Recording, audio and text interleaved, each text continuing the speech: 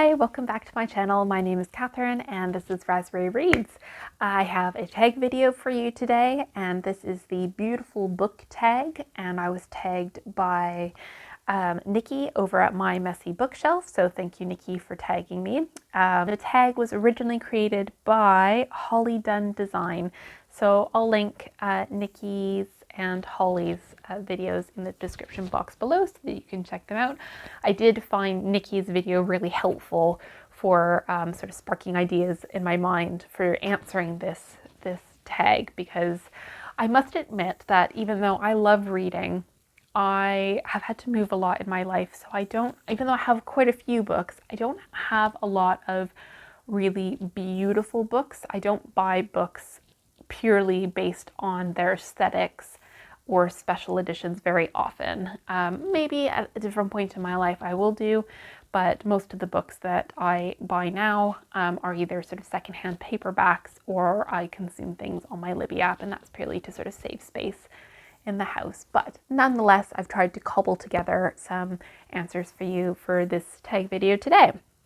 So the first prompt is a book you bought primarily or completely because of the cover.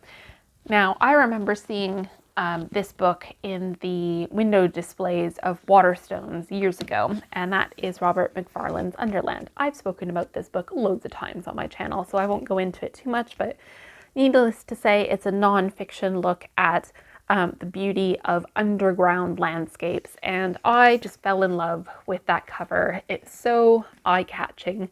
And as I was walking down the street, I could see it from far away, especially when there were loads of them next to each other. And so I didn't purely buy it based on the cover, but it was the cover that caught my attention, which resulted in me purchasing the book. And I'm really glad that it was eye-catching, because it's one of my favorite books of all time.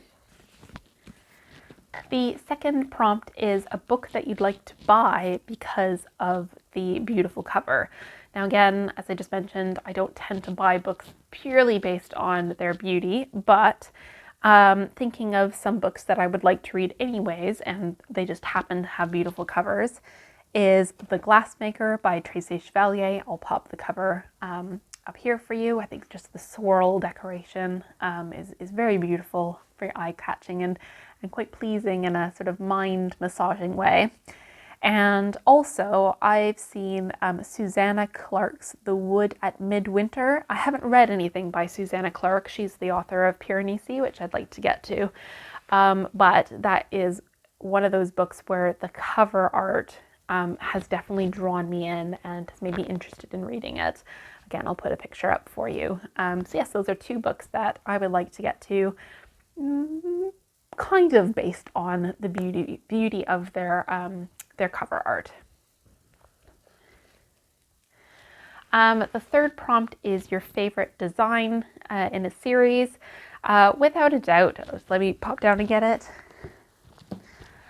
I have to go with Harry Potter. I have this, is it, yeah, Raincoast and Bloomsbury edition. So these are all a Canadian edition.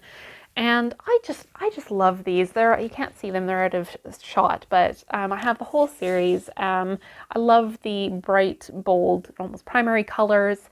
I love this artistic design. Yeah, they're some of my most cherished books. I mean, yeah, I'm not going to get into J.K. Rowling and how I feel about her, but nonetheless, I still enjoy these books, and I particularly enjoy the artwork and the attention to detail that went into this particular edition. Yeah, so I will always recommend this edition as a beautiful book. Okay, the next prompt number 4, is a book with a beautiful dust jacket or something unexpected under the jacket. Now, I looked in my entire house, and unless I have books, I do have books in the attic, and unless there's a book up in the attic that I'm forgetting about, I don't have any book that has something beautiful under the dust jacket. Most of the books that I have upstairs that are hardcover with a dust jacket are academic books, and they just have a plain matte cover on the book itself.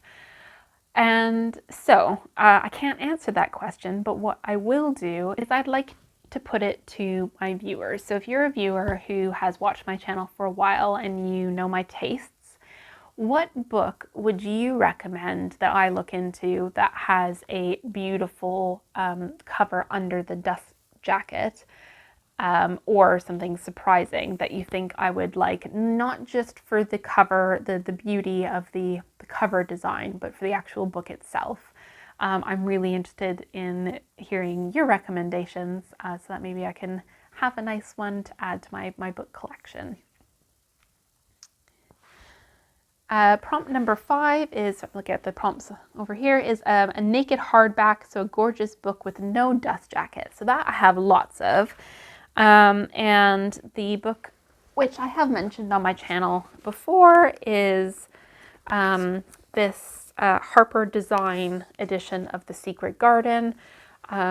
These are just beautiful covers. I think they look so appealing on a shelf, including the spine. And yeah, it's beautiful inside and out. There's lots of lovely illustrations and interactive components to this book. I think Nikki mentioned this edition in her response as well, and for good reasons. They're gorgeous. And then the next prompt is a beautiful paperback, and I have lots of beautiful paperbacks, but I was thinking about what books that I am drawn to the most, and it's books that have either florals on them or gold foiling. And one of the books that I haven't got to yet that's on my shelf is The Starless Sea by Erin Morgenstern. And this one, as you can see, has some beautiful foiling on it. And I think the hard copy was also very beautiful for this book. So yes, that's an example of gold foiling that usually, like a little magpie, it draws my attention. And then otherwise, if you're thinking gold foiling, I really liked Circe. I don't have a physical copy. It's one of those books that I might buy a copy of at some point, but Circe has lots of beautiful gold foiling as well, that I very much love. The next prompt is a nonfiction book with a lovely cover, and that is Entangled Life by Merlin Sheldrake. I have not read this book. This is my partner Lucy's book, and she very much recommends this book, and it is certainly eye-catching. It's not a color palette that I would normally gravitate towards, but it is bold and it definitely stands out. And so if you see this sticking out on the shelf at a bookstore, I think most people would be drawn or intrigued to just see what it's about. This book has got lots of great reviews, and it comes highly recommended from the people in my life, so it's one that I want to get to. And yeah, as a nonfiction book, I think that's a very gripping cover, a very beautiful cover. Number 8 is a book with great end papers. So again, this is along the same lines of, I don't have a lot of books with dust jackets, but I do have this lovely copy of Winnie the Pooh, and I like the end papers because they've got a map of 100 Acre Woods, and how precious is that?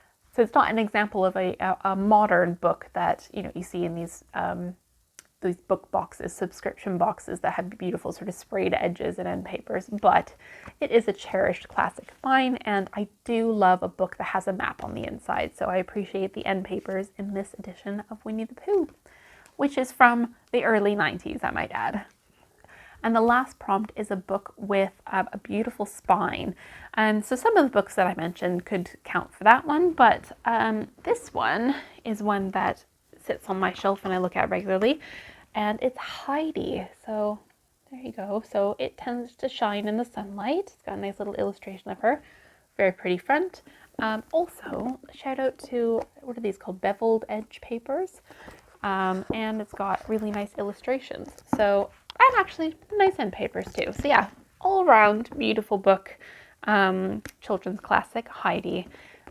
Looks really good. I always keep it facing out. So definitely a cherished edition on my bookshelf.